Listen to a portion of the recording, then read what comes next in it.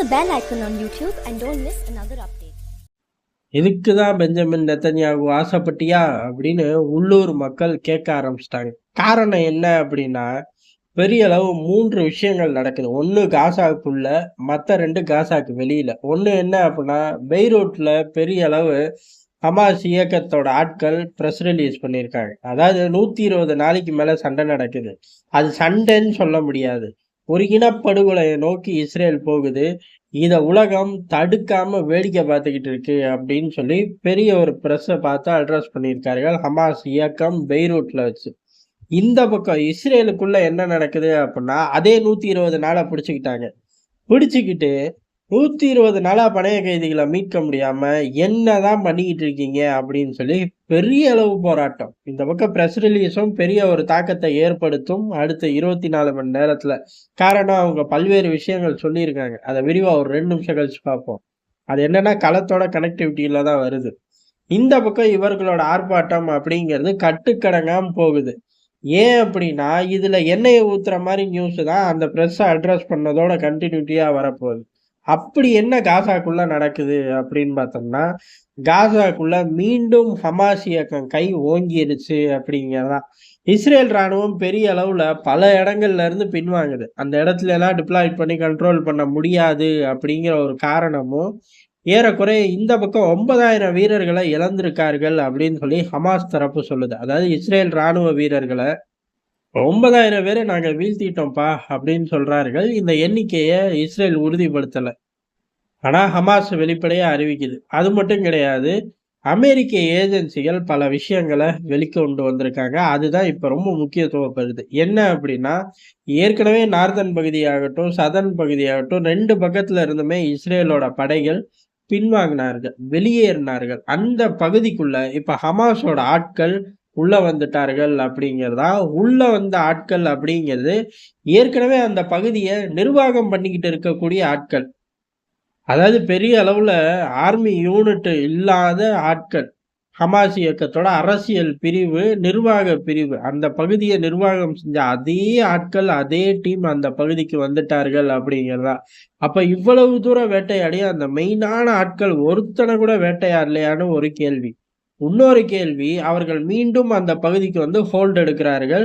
அது நல்ல விஷயம் தான். ஏன்னா அந்த மக்கள், அந்த பகுதியில உள்ள மக்களை அம்போன்னு தான் 2 தரப்பு விட்டுட்டு போச்சு. இப்ப மீண்டும் அந்த பகுதிக்கு அந்த பகுதியோட இன்சார்ஜுகளே வந்து கண்ட்ரோல் எடுக்கிறாங்க. கண்ட்ரோல் எடுக்கிறது எப்படி அப்படின்னா, அங்க உள்ள ஆட்களுக்கு தேவையான சப்ளைஸை உறுதிப்படுத்துறாங்க. மருந்து, உணவு, தண்ணி இந்த போன்ற விஷயங்களை உறுதிப்படுத்துறார்கள். அதே மாதிரி சேத விவகாரம், இதை எப்படி அடுத்து மீண்டும் கட்டமைக்கிறது, இதுக்கான ரிப்போர்ட் தயாரிக்கிற வேலைகள்லையும் முழுமையா ஈடுபடுறார்கள் அப்படிங்கிற தகவலை அமெரிக்க ஏஜென்சிகள் பிரேக் பண்றார்கள். அதுக்கடுத்து இதுவே ரொம்ப ஃப்ரீ ஹேண்டா நடக்குது. அப்ப என்ன அர்த்தம்? இஸ்ரேலோட படைகள் கண்ட்ரோல்ல அந்த பகுதி இல்லை அப்படின்னா, இருந்துச்சு அப்படின்னா இவர்களால வரவே முடியாது. சரி, மிக விரைவில் கண்ட்ரோல் எடுக்கலாம் அப்படிங்கிற தூரத்திலையும் இவர்கள் இல்லைங்கிறதுக்கு உதாரணம், இருந்திருந்தா போய் கைது பண்ணியிருப்பாங்க. ஏன்னா எல்லாருமே முக்கியமான ஆட்கள் தான். இதுக்கு அடுத்த ஒரு விஷயத்த அமெரிக்க ஏஜென்சிகள் பிரேக் பண்றார்கள். என்ன அப்படின்னா, இவர்கள் பின்வாங்கி சென்ற இடங்களுக்கு காவல் போட ஆரம்பிச்சிட்டார்கள் ஹமாஸ் ஆட்கள் அப்படிங்கிறதா. அப்ப ஹமாஸோட மிலிட்ரி விங் ஆட்களும் உள்ளுக்குள்ள வந்துட்டார்கள். அவர்கள் தொடர்ந்து அந்த பகுதியை காவலுக்கான அந்த பணிகளை வெளிப்படையாவே செய்ய ஆரம்பிச்சிருக்காங்க.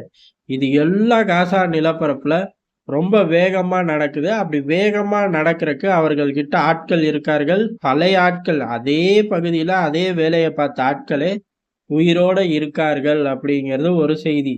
இன்னொரு செய்தி, மீண்டும் அந்த பகுதிக்கு காவல் போட்டு கண்ட்ரோல் எடுக்கிற அளவுக்கு ஆர்மி ஆட்களும் இருக்கார்கள்ங்கிறது அடுத்து. இன்னொன்னு, இவர்கள் சப்ளையை உறுதிப்படுத்துற அளவுக்கு இவர்கள் கிட்ட பணமும் இருக்கு, சப்ளையும் இருக்கு அப்படிங்கிறதா. ஏறக்குறைய பழைய நிலைமைக்கு இப்பவே வந்துட்டார்கள். இன்னும் இந்த யுத்தம் முடிஞ்சிருச்சுன்னா 100% வந்துருவார்கள் அப்படிங்கிறதா. இது இஸ்ரேலோட முழு தோல்வி அப்படிங்கிறதா அந்த பெய்ரூட்டோட பிரஸ் ரிலீஸோட சாராம்சம். அடுத்த கட்டமா இஸ்ரேல்ல போராடினார்கள்ல, டேய் 120 நாள் நீங்க வெட்டி வேலை தாண்டா பண்ணீங்க, இன்னும் நம்ம ஆட்களை யாரையும் கூட்டிட்டு வரல அப்படின்னு. அதோட சாராம்சமும் இதுதான். இந்த விவகாரத்தை பத்தி வச்சதே யாரு அப்படின்னா, அமெரிக்க ஏஜென்சிகள் தான். அமெரிக்க அரசாங்கங்கள் சொல்லாம வெளியிடுறதுக்கு வாய்ப்பே இல்லை. அப்ப இந்த யுத்தத்தை முடிக்கிறதுக்கு அமெரிக்கா தயாராயிருச்சு. அமெரிக்கா மட்டும் கிடையாது, எல்லா நாடுகளும் டே ஒன்னே சொன்னது என்ன?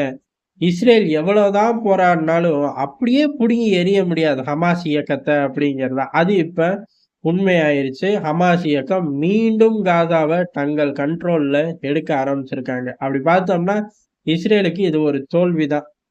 இந்த தோல்வியோட தோல்வியா பெரிய அளவுல ஆட்களை கூட்டிட்டு வந்துட்டார்கள் அப்படின்னா வெற்றியா மாத்திரலாம். அப்படி இல்ல அப்படின்னா இன்னும் பெரிய ஆட்களை போட்டு தள்ளினார்களா மாறலாம். ஆனா அதுக்கெல்லாம் வாய்ப்பு இல்ல. கான் யூனிஸ் நகரத்துல பாதி வரை போன வேகம் அடுத்து மீதிய அச்சீவ் பண்ணவே முடியல. ஒரு அடி கூட எடுத்து வைக்க முடியாம தான் தடுமாறி நிற்கிறார்கள். என்னதான் வலிமையா இருந்தாலும் இன்னொரு நிலப்பரப்புக்குள்ள போய் முழு கண்ட்ரோலையும் எடுக்கிறது சாத்தியமே இல்ல. அது சின்னதோ பெருசோ அப்படிங்கிறதுக்கு இஸ்ரேல் காசா யுத்தமும் ஒரு சாட்சியா மாறிடுச்சு. வரும் நாட்கள் இன்னமும் மோசமான பல விஷயங்கள் நடக்கும் அப்படின்னு இருக்காங்க. அந்த மோசமான பல விஷயங்கள் என்னவா இருக்கும்? பொறுத்து இருந்து பார்ப்போம்.